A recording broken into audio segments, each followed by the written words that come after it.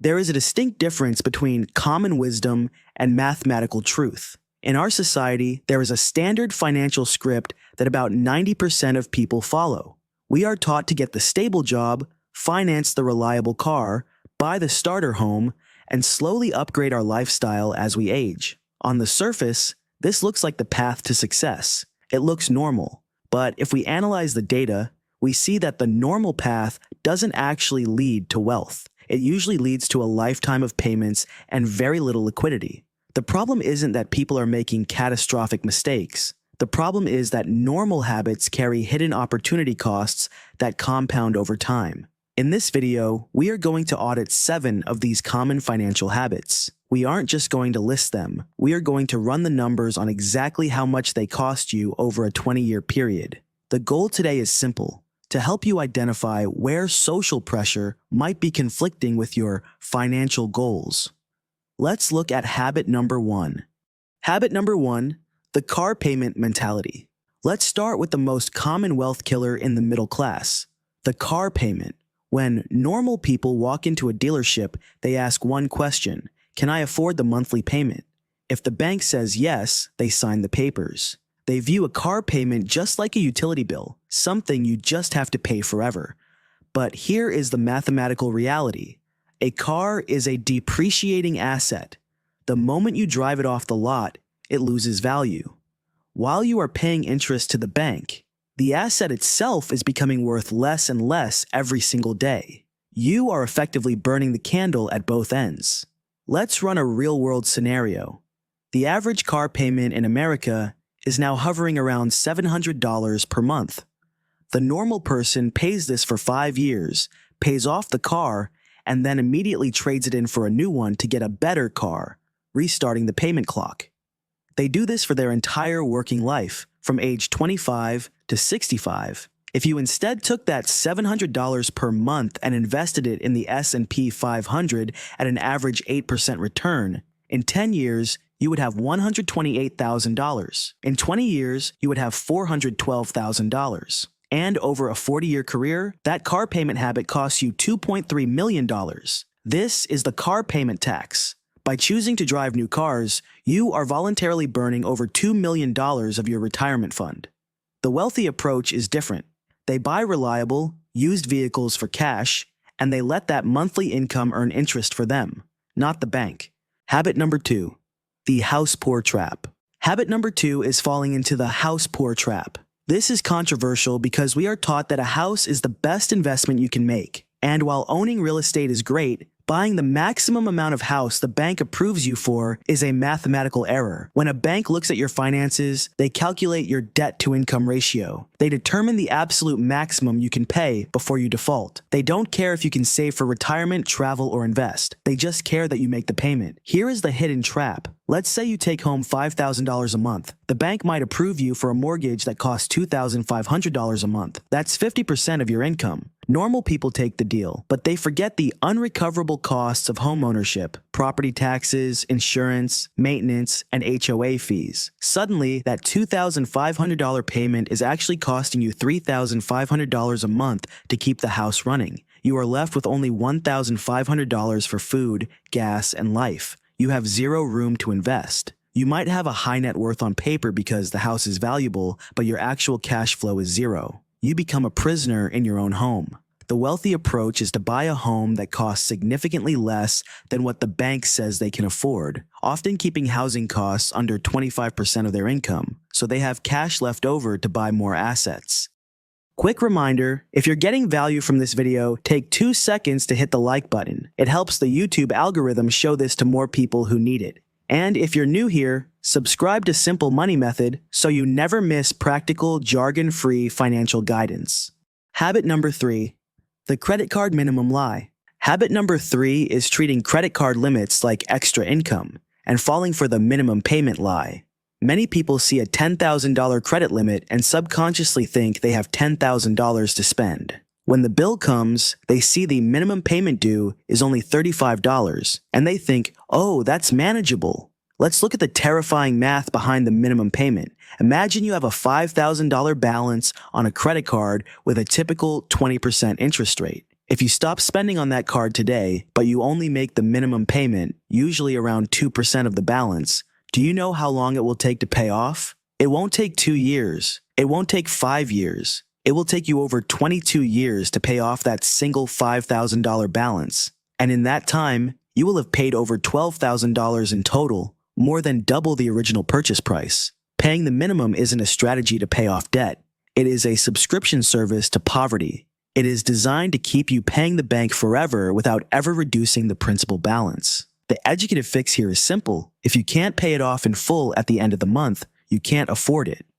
Habit number 4, lifestyle creep, the raise trap. Habit number 4 is perhaps the most subtle one, lifestyle creep. This is the phenomenon where your spending rises to meet your income. There is a psychological rule called Parkinson's Law, which states that expenditures rise to meet income. When the normal person gets a promotion or a pay raise, they don't see it as an opportunity to increase their savings rate. They see it as permission to upgrade their life. They trade in the perfectly good car for a newer one. They move to a slightly nicer apartment. They start eating at more expensive restaurants. The problem is that while their income has gone up, their wealth remains exactly the same. 0. They are running faster on the treadmill just to stay in the same place. Let's look at a concrete example. Imagine you are earning $50,000 and you get a $10,000 raise. The normal person takes that extra $600 a month after taxes and finances a better car or moves into a luxury apartment. Their life feels better, but their bank account looks the same. The wealthy mindset person pretends the raise never happened. They automate that $600 directly into an investment account. Over 20 years, just that one raise invested at 8% grows to nearly $350,000. By succumbing to lifestyle creep, you aren't just spending the extra money today. You are deleting $350,000 from your future retirement fund. The antidote is simple. Whenever your income goes up, your savings rate must go up with it. Habit number 5, hoarding cash, the safe risk. Habit number 5 is the belief that keeping all your money in a bank account is safe. Many people are terrified of the stock market. They see it as gambling, so they leave their life savings in a standard checking or savings account, thinking they are being responsible and protecting their principal, but they are ignoring the silent killer, inflation. Let's break down the real return math. If your bank gives you 0.5% interest, but inflation is running at 3%, your real return is negative 2.5%. You are mathematically losing money every single day. To visualize this, we use the rule of 72. If inflation stays at 3%, the value of your cash, its purchasing power, will be cut in half in roughly 24 years. That means if you hide $100,000 under your mattress today to keep it safe, in 24 years it will only buy $50,000 worth of goods. By trying to avoid the risk of the market, you are guaranteeing a loss in purchasing power. The wealthy understand that cash is not an investment. It is a tool for short-term liquidity. To build wealth, money must be converted into assets, like stocks or real estate, that have a history of growing faster than inflation. Habit number 6, the brand name tax. Habit number 6 is paying the brand name tax. This is the habit of buying status symbols to impress people who, quite frankly, don't care about you. Normal spending often prioritizes the appearance of wealth over actual wealth. This is why you see people with average incomes carrying luxury bags or wearing expensive watches, while many actual millionaires drive older cars and wear unbranded t-shirts. When you pay a premium for a brand name, you are often paying for marketing, not quality. A $1,000 phone and a $300 phone often perform the exact same core functions. The difference in price is the ego premium. Let's calculate the cost of ego. Let's say you buy a luxury watch for $10,000 because you want to look successful. If you had instead bought a high-quality $500 watch and invested the remaining $9,500 into the S&P 500, in 30 years, that single watch purchase would have cost you over $95,000 in lost growth. Every dollar you spend on status is a dollar that cannot work for you. The goal should be to be rich, not just to look rich. Real wealth is what you don't see. It's the money that wasn't spent on the flashy items.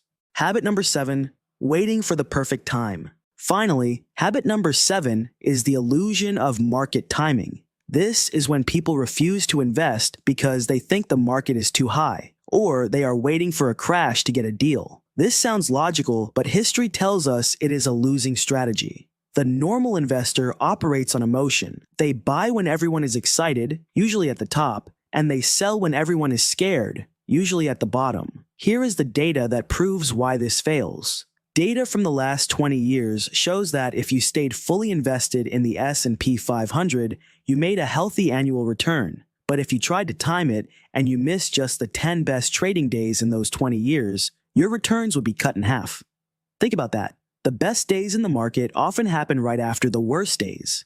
If you panic and sell during a crash, or wait on the sidelines, you miss the recovery. Missing just 10 days over 20 years destroys half your wealth. By waiting for the perfect moment, you are missing out on dividends and growth. The normal person waits for certainty. The wealthy person understands that consistency, dollar cost averaging, matters more than perfection.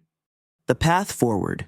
If you recognize yourself in any of these 7 habits, do not panic. These habits are normal for a reason. Society is designed to push you toward them. But now that you know the math, you have a choice. You can continue following the herd, which leads to stress and payments.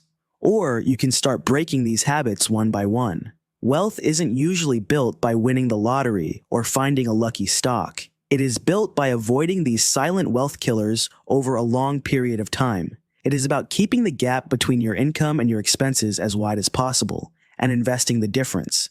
If you are ready to stop spending and start building, make sure to subscribe to the channel. We are going to dive much deeper into how to actually invest that money in upcoming videos.